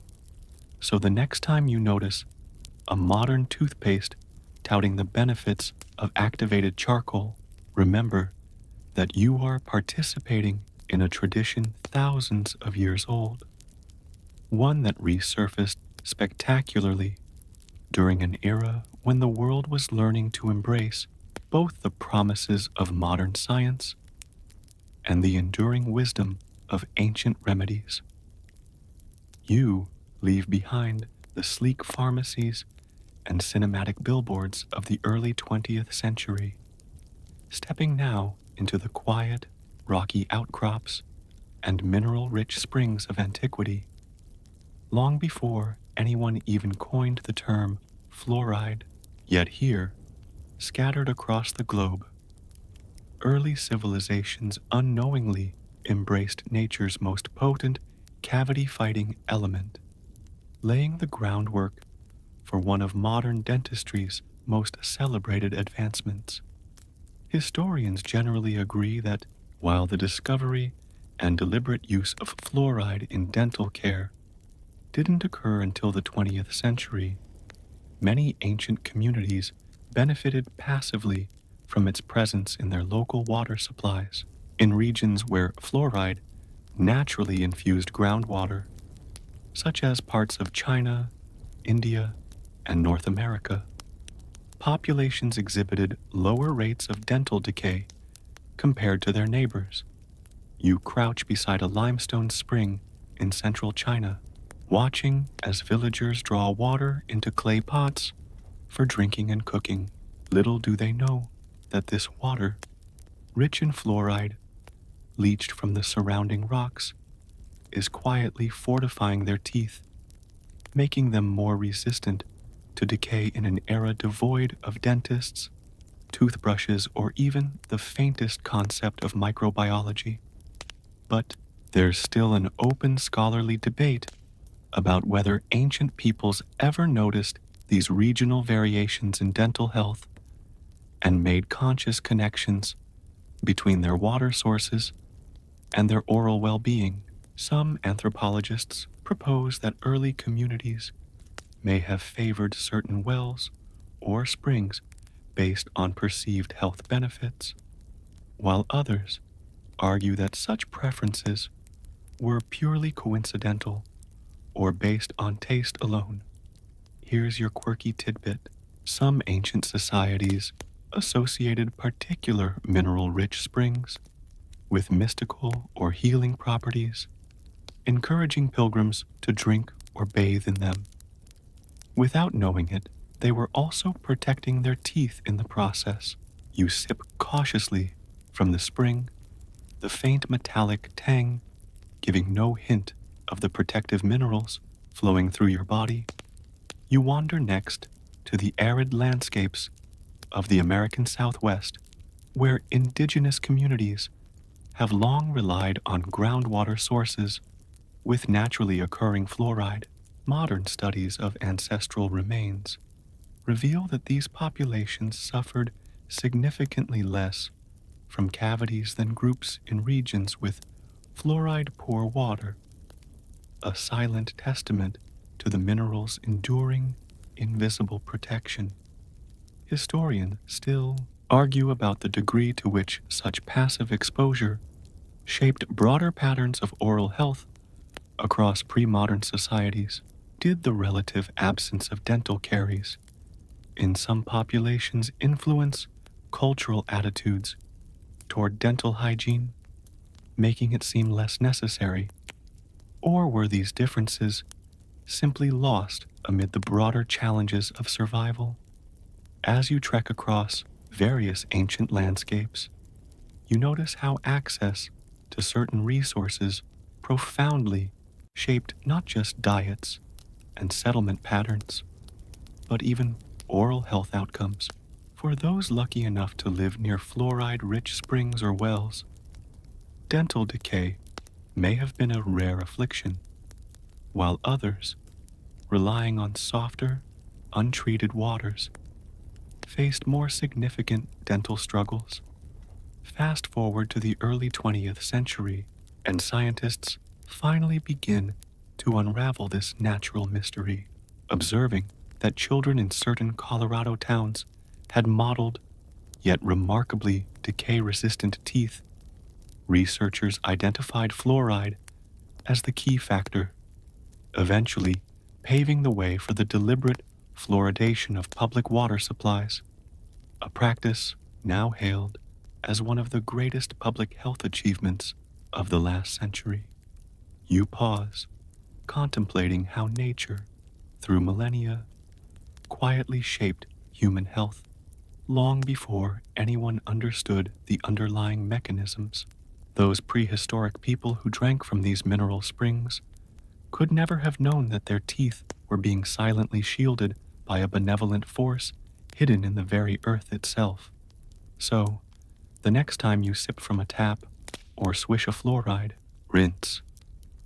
Think of those ancient springs and the countless generations who unknowingly benefited from nature's dental gift, a quiet reminder that sometimes the best innovations are the ones nature offers long before we're ready to understand them.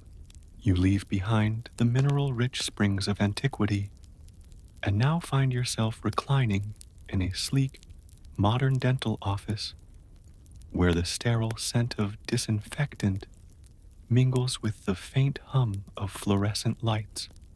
It's the 21st century, and while technology has transformed every aspect of life, modern dentists still borrow heavily from the time-worn techniques of ancient civilizations. Historians generally agree that many foundational elements of contemporary dental care trace their origins to antiquity, from the mechanical cleaning of teeth with brushes and powders to the use of herbal remedies for breath freshening. Today's dental professionals stand on the shoulders of millennia of human experimentation and tradition. You lean back in the padded chair as the dentist approaches with a stainless steel scaler, carefully scraping plaque from your molars in much the same way an ancient Egyptian might have used a frayed twig, or a Roman a bit of pumice. The tools may be refined, the setting more clinical, but the core principle, mechanical removal of debris to preserve oral health, remains unchanged. But there's still an open scholarly debate about how much modern dentistry is genuinely innovative versus how much it simply perfects ancient practices with new materials and scientific understanding.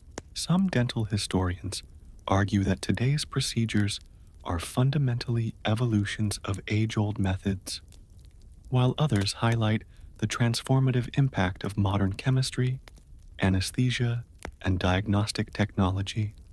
Here's your quirky tidbit. Some dentists today advocate for natural approaches to oral care, including the revival of oil pulling, charcoal toothpaste, and herbal mouth rinses, techniques that ancient Indian, African, and Middle Eastern cultures practiced thousands of years ago. So, as you're advised to swish coconut oil or try a new charcoal-infused paste, know that you're participating in trends with very ancient pedigrees. You glance at the tray of instruments beside you: ultrasonic scalers, air polishers, fluoride, varnishes, all marvels of modern engineering, yet all aimed at the same simple goal pursued by every human since prehistory: keeping the teeth clean, healthy, and functional. Your dentist discusses the importance of daily brushing and flossing, fluoride treatments, and regular checkups, recommendations rooted in both contemporary research and age-old wisdom. After all, the concept of daily dental care isn't new. It echoes the habits of Babylonians with their chew sticks, Greeks with their abrasive powders, and Indians with their neem twigs. Historians still marvel at the long continuity of dental care practices, noting that while modern dentistry boasts unprecedented precision and efficacy, its essential focus has always been the same: mechanical cleaning, chemical prevention, and aesthetic maintenance. As your cleaning concludes, your dentist offers you a fluoride rinse, a modern descendant of those ancient mineral-rich waters, and hands you a free toothbrush and toothpaste, neatly packaged with colorful branding, but functionally akin to the bristle brush invented during the Tang Dynasty over 1,000 years ago.